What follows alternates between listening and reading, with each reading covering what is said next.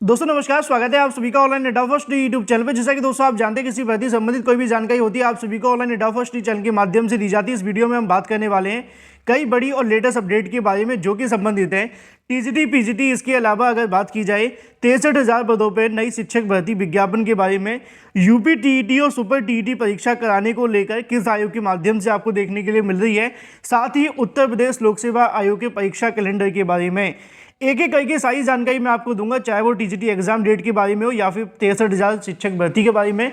लेकिन उससे पहले आप सभी वीडियो को लाइक कर दें, साथ ही शेयर कर दें और चैनल को सब्सक्राइब कर लें, क्योंकि ऑनलाइन डेटा फर्स्ट चैनल के माध्यम से आपको रियल ऑथेंटिक जानकारी सबसे पहले दी जाती है। चलिए दोस्तों वीडियो शुरू करते हैं, लेकिन शुरुआत हम करेंगे इन तीनों मुद्दों के बारे में, क्योंकि सबसे बड़ी जानकारी इसको लेकर भी देखने के लिए मिली है। नई प्राथमिक शिक्षक भर्ती के विज्ञापन का इंतजार तो बीएड और बीटीसी अभ्यर्थी कर ही रहे हैं, लेकिन इसी बीच हाल ही में स्कूली शिक्षा महानिदेशक के माध्यम से जानकारी दी गई थी कि जो यूपी टीईटी होगा और सुपर टीईटी होगा, अब इसको पीएनपी के माध्यम से नहीं करवाया जाएगा।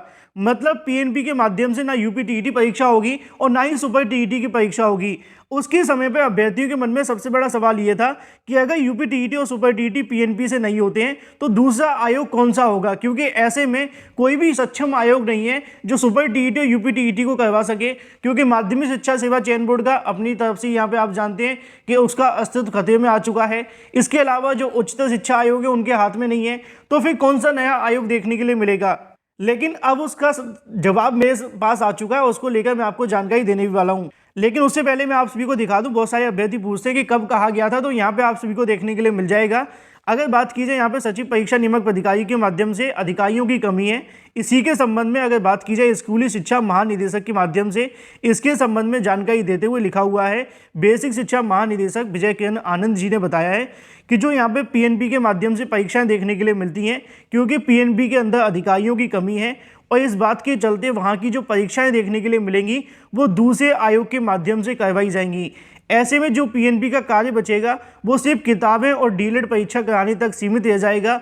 बेसिक शिक्षा विभाग से स्थायी और भी तमाम जो चीज़ें होंगी वो यहाँ पे दूसरे आयोग के पास चली जाएंगी। मतलब यूपी टीईटी परीक्षा, इसके अलावा कोई और जो परीक्षाएं देखने के लिए मिलती है जैसे कि सुपर टीईटी या कोई कभी कभी जैसे एडेड जूनियर शिक्षक भर्ती आ जाती है, तो ये जो परीक्षाएं देखने के लिए मिलेंगी वो पीएनपी के माध्यम से नहीं होने वाली हैं।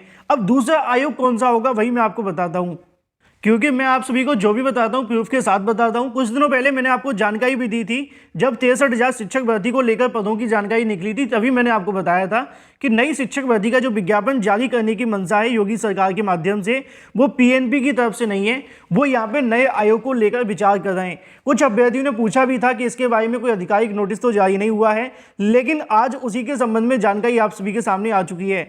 यहाँ पे आप सभी को देखने के लिए मिल जाएगा, इसमें डिटेल में बताया गया है कई भर्ती परीक्षाओं के बारे में। लेकिन आपको पता होना चाहिए जो नए आयोग का काम होगा वो नया आयोग सभी भर्तियों को करवाएगा, चाहे वो यहाँ पे असिस्टेंट प्रोफेसर की भर्ती हो, प्राइमरी की भर्ती हो या फिर जूनियर की भर्ती हो या फिर इसके अलावा टीजीटी और पीजीटी की भर्ती।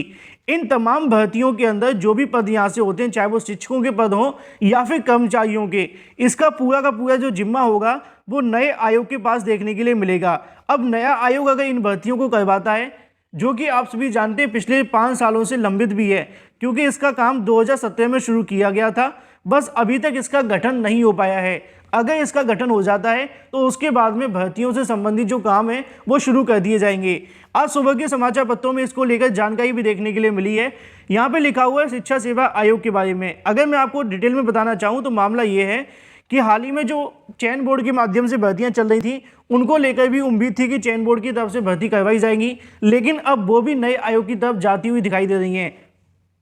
तो अगर प्राथमिक शिक्षक भर्ती का आप इंतजार कर रहे हैं या फिर यूपी टीईटी परीक्षा को लेकर इंतजार कर रहे हैं कि भाई जो यूपी टीईटी की परीक्षा कहाँ से होगी, सुपर टीईटी की परीक्षा कहाँ से होगी, वो आपको अब नए आयोग के माध्यम से देखने के लिए मिल सकती है, क्योंकि इसको लेकर मैंने कुछ दिनों पहले आपको बताया भी था। यहाँ पे लिखा हुआ है कि प्रदेश के अंदर बेसिक शिक्षा से लेकर उच्च शिक्षण संस्थानों के अंदर शिक्षकों व कर्मचारियों की भर्ती के लिए उत्तर प्रदेश शिक्षा सेवा आयोग की गठन की सरगर्मी को लेकर एक बार फिर से बढ़ गई है।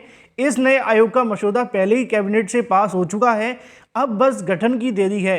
सहायता प्राप्त महाविद्यालय असिस्टेंट प्रोफेसर के 1017 और एडेड कॉलेजों के अंदर 4163 पदों पर आपको जो भर्तियां वो देखने के लिए मिल रही थी, जो कि वर्तमान में इनके विज्ञापन निकाले जा चुके हैं।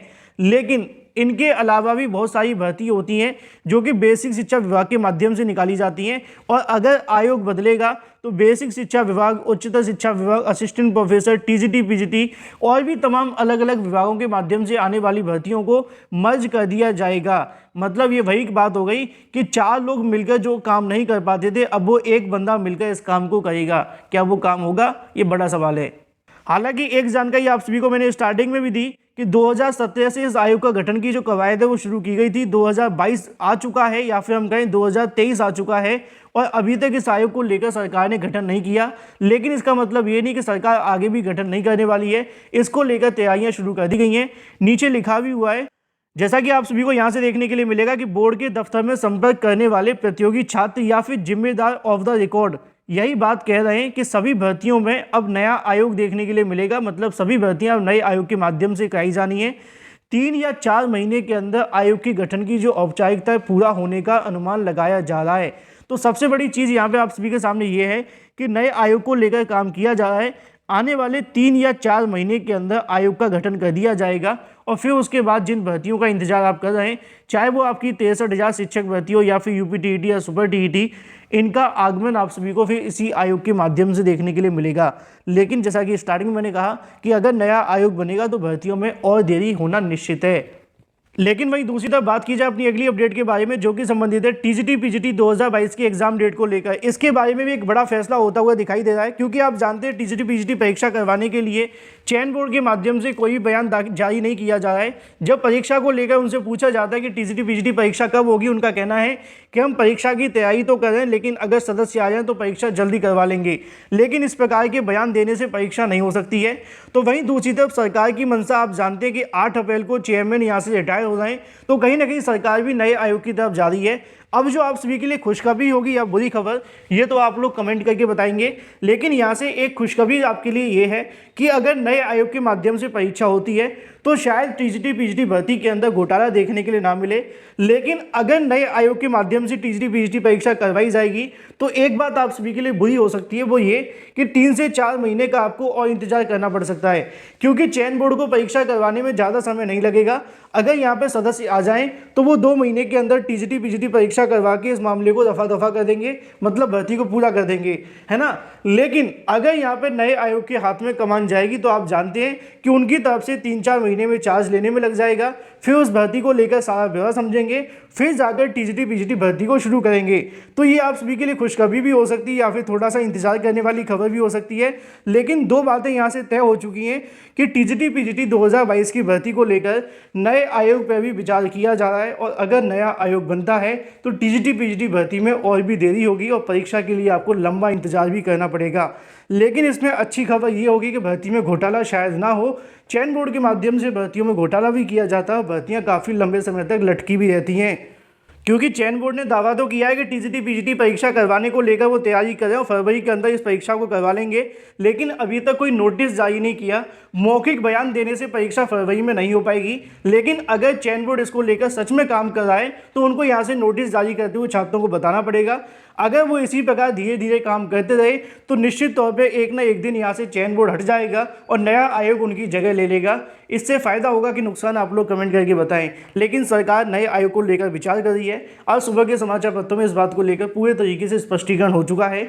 अब देखना ये होगा कि टीजीटी पीजीटी भर्तियों को लेकर कितना समय लगता है, क्या चयन बोर्ड के अंदर सदस्य आते भी हैं कि नहीं, क्योंकि अगली सुनवाई 9 जनवरी 2023 की लगी हुई है।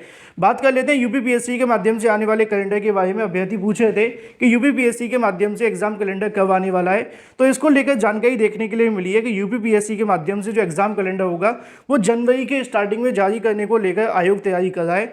अगर सब कुछ ठीक रहता है तो जनवरी के पहले सप्ताह के अंदर यूपीपीएससी के माध्यम से अपना परीक्षा कैलेंडर जारी कर दिया जाएगा, जिसके अंदर बहुत सारी भर्ती और परीक्षाएं आप सभी के लिए आने वाली हैं।